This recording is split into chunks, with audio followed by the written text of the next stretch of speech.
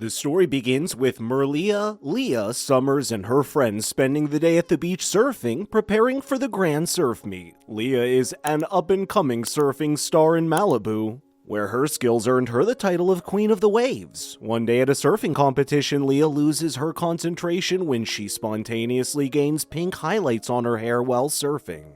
She gets embarrassed and she decides to dive underwater, causing a wipeout and losing her chances at winning the competition. She later discovers that she can breathe and talk underwater when she's approached by a talking pink dolphin named Zuma. Still in disbelief, Zuma takes her back to the surface to her friends who she confides in. Leah tells her friends what happened, but they don't believe her and think she only had a concussion and suggests going to the doctor. Still shocked by the turn of events, Leah tells her grandfather, Break, what happened. Her grandfather reveals that she is half human and a half mermaid. He explains that her father, Rip, fell in love with a mermaid named Calissa. At the time, Break said he didn't believe his son when he came to him about it, but he later realized it was the truth when Calissa appeared before him with baby Leah. Calissa explains that given the baby was born as a human with legs, Leah would not be safe in Oceania living amongst mermaids, and Break agreed to take her in, so her mother gave Leah a shell necklace to protect her. Leah leaves in disbelief and meets with her friends Fallon and Hadley to discuss what her grandfather told her. Hadley claims there might be some truth to it. According to a website, mermaids come of age at 16 and often undergo physical changes like different colored hair. Out of nowhere, Zuma appears before them, confirming that Leah's a half-human, half-mermaid, and explains that her mother Calissa was the queen of Oceania. Until her sister Eris overthrew her, Eris has become a tyrant who took the throne herself, while Calissa's been reported missing. Since then, Eris has ruled selfishly, putting Oceania in great danger. Now that she's come of age and her mermaid self has resurfaced, Zuma hopes that Leah will claim her birthright and return to Oceania to defeat Eris just as the destinies foretold. Leah refuses to accept her destiny and in her anger throws the shell necklace she has been wearing since she was a baby. The smashed pendant then reveals a magical image of Calissa confirming that she is still alive. Realizing that her mother is still alive, Leah agrees to go to Oceania to find her mother, hoping that Calissa can make her normal again. On the way to Oceania, Zuma explains that the ocean is weakening because Eris is unskilled at spinning Marilia, a magical substance often referred to as the life force of the sea that sustains the ocean. She explains that only the royal family can spin it. Zuma claims that Eris's Marilia isn't strong enough and the ocean is slowly dying because of it. Leah and Zuma sneak into Oceania when Zuma realizes it's time for the Eris Festival, where Eris herself gives its people Marilia in exchange for the citizens' adoration. In reality, it was Calissa who spun the Marilia when imprisoned in the palace dungeon.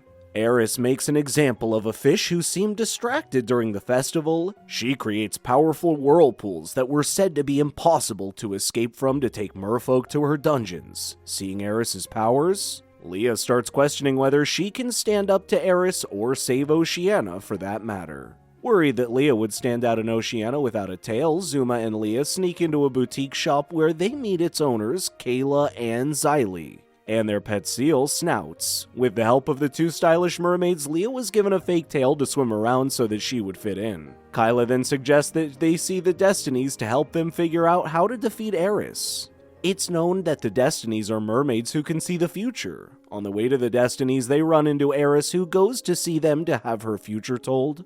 The Destinies foretold that the Marilia is weak and without a change, it will soon poison Oceania. They also mention that Calissa's daughter has come of age and warned her that she would be her undoing. Eris walks out furious, unable to get information on Leah's whereabouts. Kayla and Xylee manage to distract Eris on her way out while Leah and Zuma hid. When the group finally meets with the Destinies, Leah is told to gather 3 items to help her overthrow Eris: the Celestial Comb, a dream fish, and Eris's protective necklace. Leah and the others start their search for the Celestial Comb. Zuma explains that the queens of Oceania once wore the Celestial Comb, but it has been lost for centuries.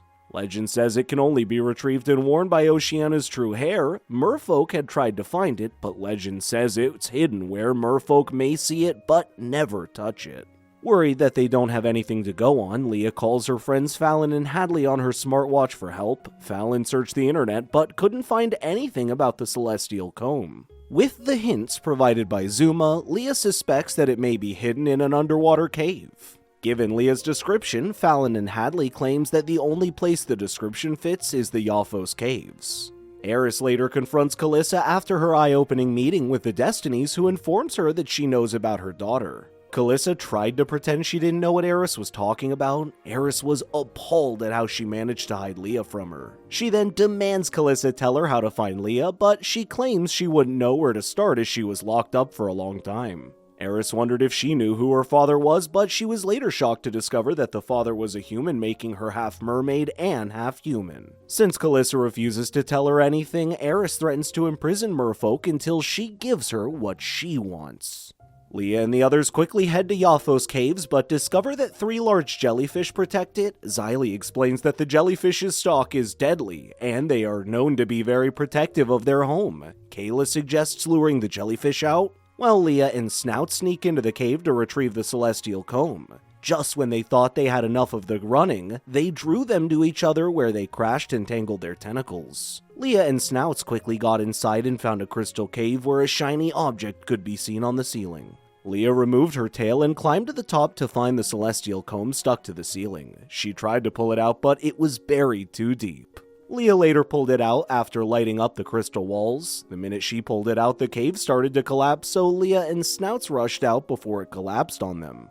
As they celebrate having recovered the celestial comb, Eris's mantis sharks slowly approach them, so they hide behind the coral. Worried that Eris is getting close, Leah and the others move on to find the following item, a dreamfish. Xylee explains they're supposedly fish you can never capture. Still, if you impress one and earn its loyalty, it will grant you your greatest desire. Once it commits to you, you can ask for help and it will offer them something. Xylee explains that you can only call it once, hence why they're supposed to save it when they need a dream come true. According to legends, she claims that Dreamfish lives under the horse and the bear. Since they do not know what it means, Leah suggests calling her friends Fallon and Hadley again for help. When her search comes up empty, Leah suggests searching the internet for rock formations that fit the description to point to the Pacific Ocean's Andonado Current. When Leah and the others arrive at the Andonado Current, they find a giant whirlpool. Snouts tried swimming inside it, but he just got blown away instead. Zuma claims the current is too strong to swim inside, so Leah suggests surfing through the draft using a clam's shell as a surfboard. As she skillfully rides the current's waves, she suddenly runs into a school of dreamfishes. She manages to impress a dreamfish with her mad surfer skills, which offered its loyalty to her before it disappeared. Having recovered 2 of the items from Destiny's list, the only missing item they have is Eris's protective necklace. Xylee explains the only ones who manage to get close to her are the ones she asks to prove their devotion to her. Having heard that, Leah has an idea that she needs the Deep Sea 3 player that Kylie and Xylee were so proud of. At the festival, Eris demands her people to give up information on Calissa's daughter, who she makes out to be a monster for being a half-human. When no one spoke up, Eris ordered her mantis sharks to attack the people. Leah steps forward and claims to have a gift for Eris to prove their love and devotion for her. Leah, Kayla, and Xylee then sing the song Queen of the Waves, with slightly different lyrics to impress Eris, as a distraction, giving Leah a chance to approach Eris and grab her protective necklace when her guard is down. When nothing happens, Eris gets furious at Leah, then she orders her manta sharks to catch her, but her fake tail falls off, revealing her legs. Realizing that Leah is the one she has been looking for, Eris creates a massive whirlpool to banish her to the deepest trench in the ocean, where she will never be heard from again. Having been surrounded by Eris's manta sharks, they quickly put her to the whirlpool. Trapped inside the whirlpool, Leah calls for the Dreamfish for help. The Dreamfish offers to grant Leah's deepest desire to return her to Malibu and erase her mermaid half for good. Even though it is what she wants, Leah refuses and decides to do what's right for Oceania as its princess. Out of nowhere, they're surrounded by a bright light, to which she magically gets a real mermaid's tail and uses it to escape the whirlpool, much to everyone's shock. Eris immediately orders her mantis sharks to catch Leah, but she stops them, claiming that Eris is not the rightful heir to the throne, and proves it by showing everyone the celestial comb. Eris quickly refutes her by claiming that she's convincing them that Leah is half human and has no power to spin Marilia, an ability unique to the royal family. Leah convinces everyone that they don't need Eris by destroying the necklace. This shows magical image of Queen Calissa, who continues to spin Marilia.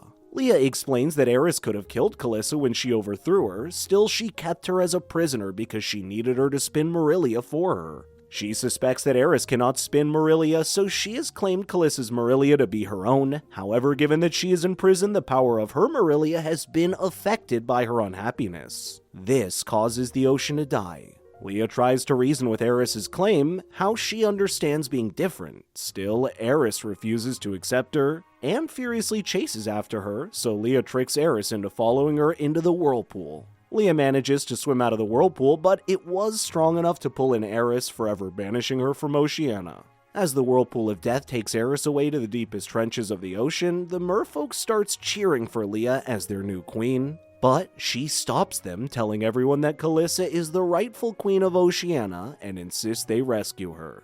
Rem, Eris's right hand, guides Leah to where Calissa is being held. Having been reunited with Leah, Calissa is in high spirits that she spins the greatest Marilia that restored Oceania to its former glory. Calissa is made queen once again, to which the merfolk rejoice. Kayla and Xylee have been made honorary members of the royal court for their assistance in saving Oceania. Although grateful for having been reunited with her mother and all, Leah tells Calissa that she misses her life as a human. With that said, Calissa gives her a necklace that enables her to be a human or a mermaid whenever she wishes. Leah quickly returns to Malibu as a human, reuniting with her grandfather and friends. She then goes on to win the surfing competition.